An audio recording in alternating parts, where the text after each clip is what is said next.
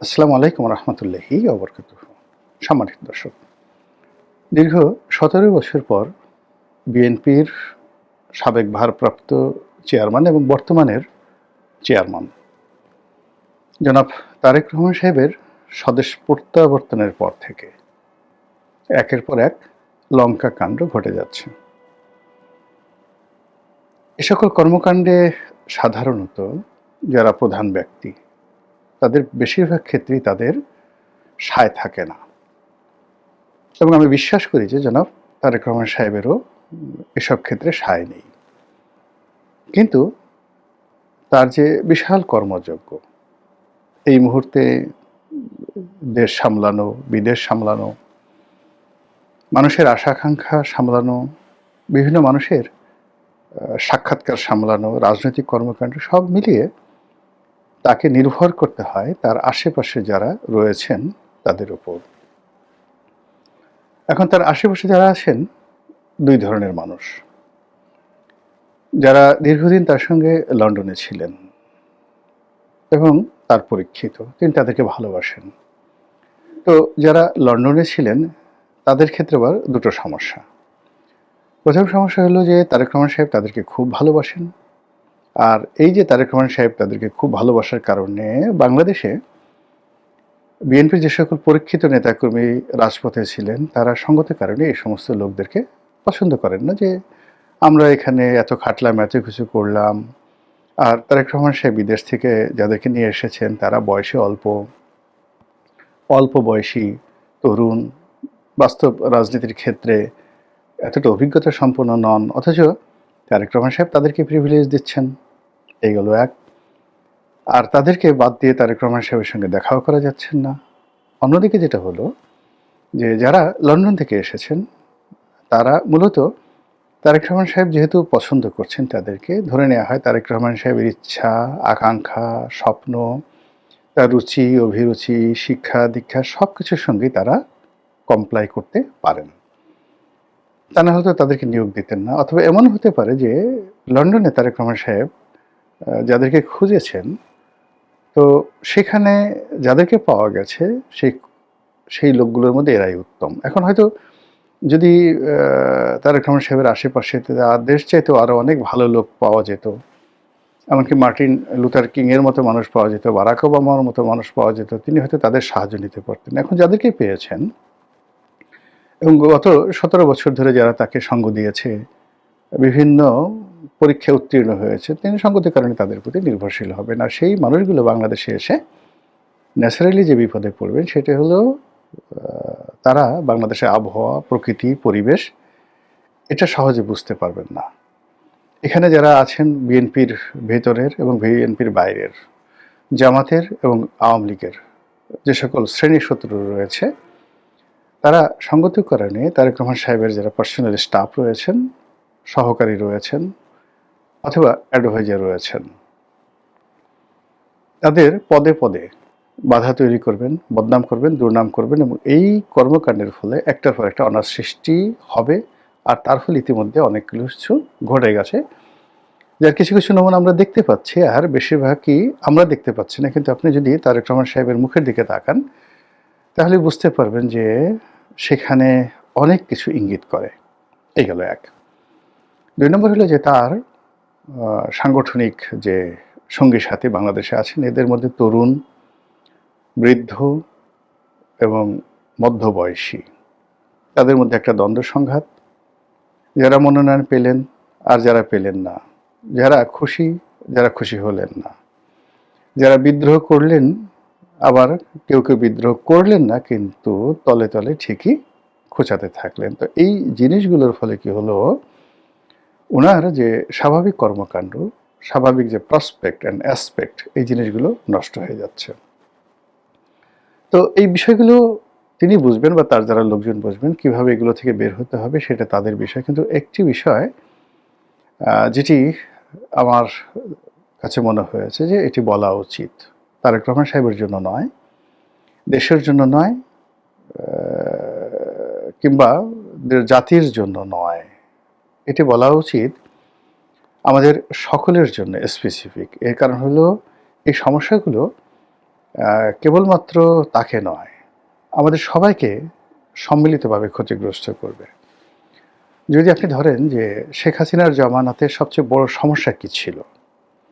সমস্যা ছিল যে খুব বড়, বড় উঁচু মার্গের জ্ঞানী, যাদের জ্ঞান, গরিমা, পাণ্ডিত্য নিয়ে কোনো শব্দ করার বা একটা ডট দেয়ার যোগ্যতা আমার আপনার নেই।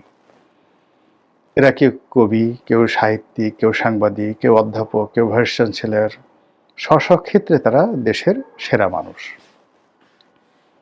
তো সেই মানুষগুলো যখন শেখ হাসিনার সামনে গিয়ে ফ্ল্যাটারিং করতেন, মিথ্যা কথা বলতেন, তাকে প্রশংসা করতেন, মিথ্যা প্রশংসা করতেন। ওই প্রশংসা মানে বিষ, মানে সাপের বিষের চাইতেও ডেঞ্জারাস। এর কারণ হলো, যাকে প্রশংসা করা হয় তার মাথা ঠিক থাকে না। সে দেখেন যে আল্লাহ এত বড় একজন জ্ঞানী মানুষ, গুণী মানুষ, ভাইস চ্যান্সেলর, তিনি যেহেতু বলেছেন এটা তো সত্য হতেই পারে। তো এইভাবে সাংবাদিক, সাহিত্যিক, আমলা, কামলা, দলীয় পান্ডা সবাই যে একটা তেলের ভাণ্ডার শেখ হাসিনার জন্য তৈরি করে ফেলেছিলেন, সেই তেলের ভাণ্ডারের কারণে পুরো গণভবন, প্রধানমন্ত্রীর কার্যালয়, আওয়ামী লীগের কেন্দ্রীয় কার্যালয় রীতিমতো এতটা পিচ্ছিল হয়ে পড়েছিল যে ওটা অতিক্রম করে দলের যারা নেতাকর্মী, যাদের হৃদয়ে নৌকা ছিল, বঙ্গবন্ধু ছিল, জয় বাংলা ছিল এবং যারা মনে প্রাণে শেখ হাসিনার কল্যাণ কামনা করতেন, তাদের আসলে কাছাকাছি যাওয়াটাই সম্ভব ছিল না। এবং ধীরে ধীরে তিনি বাস্তবতা থেকে বিচ্ছিন্ন হয়ে পড়েছিলেন এবং একটা সময় এই সুযোগটি গ্রহণ করে সামরিক বাহিনী, তারপর তার এসএসএফ বাহিনী, পুলিশ বাহিনী এবং এই বাহিনীর যে সকল দলীয় পান্ডা ছিল, তারা তাকে সম্পূর্ণভাবে নিরাপত্তার নামে ভয় দেখিয়ে, জঙ্গি আতঙ্ক দেখিয়ে তাকে জনবিচ্ছিন্ন করে ফেলে এবং তার পরিণতি তাকে ভোগ করতে হয়েছে। জনাব তারেক রহমান সাহেব বাংলাদেশে আসার পর মানে শেখ হাসিনার জন্য যে পরিবেশ পরিস্থিতি ছিল, তার জন্য যে ঝুঁকি ছিল, তার সাথে বহু বহু ঝুঁকি। এবং এই মুহূর্তে বাংলাদেশে চলমান যে সমস্যা, আগামীতে যারা ক্ষমতায় আসবে বা এখন যারা আছে, তাদের জন্য এই সকল সমস্যার সমাধান করা, শেখ হাসিনার জামানাতে যে আমলাতন্ত্র ছিল, বিধি ব্যবস্থা ছিল, যেহেতু সেগুলো ভেঙে পড়েছে, সত্যিকার অর্থে এখন যারা আছেন তাদের জন্য খুবই কঠিন, আগামীতে যারা আসবেন তাদের জন্য আরও কঠিন হবে। শেখ হাসিনা যে ঋণ রেখে গিয়েছিলেন গত 17 মাসে, 18 মাসে, সেই ঋণ বহু অংশে বেড়ে গেছে। শেখ হাসিনা জমানাতে যে রেভিনিউ কালেকশন ছিল, সেটা বহুল অংশে কমে গেছে। এখন সরকার ডেপ্রিসিয়েশনে আছে। এর বাইরে শেখ হাসিনার জমানাতে সিভিল সোসাইটি ছিল, গণমাধ্যম ছিল, তেলবাচ্চি চলতো, তার সঙ্গে সঙ্গে আবার টেলিভিশনগুলোতে ভীষণ রকম প্রতিযোগিতামূলক মানে টকশো হতো, সভা সমিতি সেমিনার হতো, এমনকি রাজপথে গালাগালি হতো এবং শেখ হাসিনা, ওবায়দুল কাদের থেকে শুরু করে সবাইকে অকথ্য ভাষায় গালাগাল করা হতো। কিন্তু সেই জিনিসগুলো এখন নেই, একেবারেই নেই। মবের ভয় বলেন, অন্য যে কোনো ভয় বলেন, বা মানুষের যে সাহস কমে যাওয়া, অথবা মানুষের ব্যক্তিগত সমস্যা এতটা বেড়ে গেছে, সেই নিজের সমস্যা সমাধানে মানুষ পেরে উঠছেন না। তো সেখানে কে কী করলেন এগুলো নিয়ে চিন্তা ভাবনা করার সময় নাই, সবাই সেই কিয়ামতের ময়দানের মতো ইয়া নফসি ইয়া নফসি। তো সেই দিক থেকে জনাব তারেক রহমান সাহেবকে নিয়ে এই মুহূর্তে বাংলাদেশে যা কিছু হচ্ছে, মানে সবাই তাকে একেবারে প্রধানমন্ত্রী পদে বসিয়ে দিয়েছেন, ভবিষ্যৎ প্রধানমন্ত্রী, দেশ নায়ক, দেশ নেতা, তারপর কিংবদন্তির নানা রকম উপাধি তাকে দেওয়ার চেষ্টা করছেন। বেচারা প্রাণান্ত চেষ্টা করছেন সাধারণ পোশাক পরার, সাধারণ চেয়ারে বসার, মানুষজন ঝাঁপিয়ে পড়ছে তার পায়ে কদমবুচি করার জন্য তিনি দূরে সরে যাওয়ার চেষ্টা করছেন, বিভিন্ন মানুষকে সম্মান দেখানোর চেষ্টা করছেন। কিন্তু এই কাজগুলো তিনি যত বেশি করছেন, তেলবাজরা তত বেশি ডায়নামিক হচ্ছেন, তত বেশি সতর্ক হচ্ছেন এবং তত বেশি মানে যাকে বলে সিনথেটিক অয়েল, নর্মাল অয়েল নয়, সিনথেটিক অয়েল নিয়ে প্রাণান্ত চেষ্টা করছে যে ওনার যে যাত্রাপথ, সেই যাত্রাপথটিকে পিচ্ছিল করে দেওয়ার জন্য, যেন তিনি দাঁড়াতে না পারেন, পড়ে যান, কথা বলতে না পারেন, এলোমেলো হয়ে যান, ভুলভ্রান্তি হয়ে যান। এবং এটারই কিছু লক্ষণ আমরা দেখতে পাচ্ছি। শেখ হাসিনার জামানাতে যারা মানে তেলবাজি করতে পারতেন না, সুযোগ খুঁজতেন, এর কারণ হলো অনেক নিম্নমানের তেলবাজ, লেস ক্যালিভার, লেস কোয়ালিফাইড। এরকম তেলবাজেরা গণভবনে গিয়ে ভিড় করতেন। কিন্তু তাদের যারা মানে পিতা মাতা, মানে ওই তেলবাজদের পিতা মাতা বড় বড় ব্যবসায়ী, বড় বড় সাংবাদিক, বড় বড় সাহিত্যিক, তারা কেউ কেউ বাম ঘরানার, কেউ কেউ হয়তো বিএনপি মাইন্ডেড, কেউ কেউ হয়তো আওয়ামী লীগ মাইন্ডেড। তো তারা তেলবাজি করতে চাইতেন এবং সেই শেখ হাসিনার জমানার মধুমেহ খেতে চাইতেন। কিন্তু ওই যে বললাম না যে চারিপাশে ঘেউ ঘেউ পার্টি এত বেশি ছিল যে তারা যেতে পারতেন না। মনে করতেন যে ওখানে গেলে ইজ্জত থাকবে না। দ্বিতীয়ত হলো যে শেখ হাসিনার আশেপাশে যারা ছিলেন তারা এমন একটা পরিবেশ সৃষ্টি করে ফেলেছিলেন যে ওই সকল ঘেউ ঘেউ পার্টিকে মানে রাজদরবারে প্রবেশ করাবেন শেখ হাসিনার সেই রুচি অভিরুচি উঠে গিয়েছিল। এখন এই গ্রুপটি সদেল বলে ঝাঁপিয়ে পড়েছেন বড় বড় তেলবাজ, মানে যারা সাধারণত আন্তর্জাতিক অঙ্গনে তেল দেয়, যারা সেই বিভিন্ন রাজপ্রাসাদে তেল দেয়, হোয়াইট হাউস, এলিসি প্রাসাদ, বাকিংহাম প্যালেসে যারা তেল মারে, এইরকম তেল এখন জনাব তারেক রহমান সাহেবের পেছনে দেওয়ার জন্য, সামনে দেওয়ার জন্য, চারিদিকে ছিটানোর জন্য যে সকল মানুষ তাণ্ডব শুরু করেছে, এই তাণ্ডবে ওনার মানে চলার যে পথ, এই পথটি নষ্ট হয়ে যাচ্ছে। এই গেল এক। বোঝার চেষ্টা করুন যে এই তেলবাজির মধ্যে কি কি বিষয়গুলো নিয়ে আসছে।